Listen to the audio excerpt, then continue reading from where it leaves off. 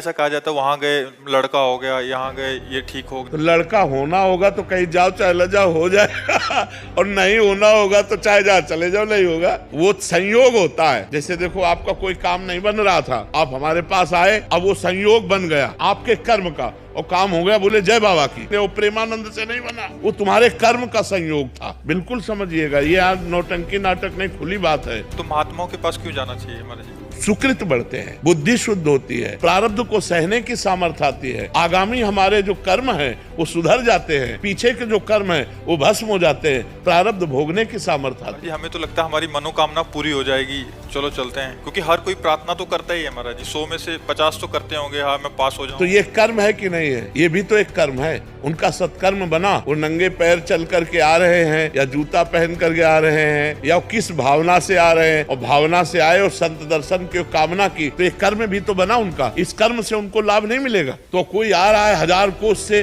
कोई 500 कोस से सवारी में धक्का खाते हुए ऐसे, और रोड में किनारे खड़ा है रात्रि भर, तो ये उसका तपस्या नहीं बनी, ये उसका परम पवित्र कर्म नहीं बना। अब ये कर्म कामना पूर्ण कर दे तो प्रेमानंद उसमें कहाँ है? ये उसका कर्म है, ये उसकी मेहनत है, ये उसकी भावना है, ये उसकी श्रद्धा है, ना कि हम है। अब उसको लगेगा कि हम प्रेमानंद के दर्शन के हमारा काम बन गया। नहीं, तुम्हारी मेहनत, तुम जो सैकड़ों किलोमीटर चल करके आए और खड़े रहे घंटों और फिर इसके बाद दर्शन हुआ, तुम्हें आनंद लगा, ये तुम्हारा कर्म तुमको सुख दे रहा है। नहीं तो देखो अगर हमारा कर्म बिगड़ जाए तो हम कह रहे हैं फिर हमको कोई सुख नहीं दे सकता।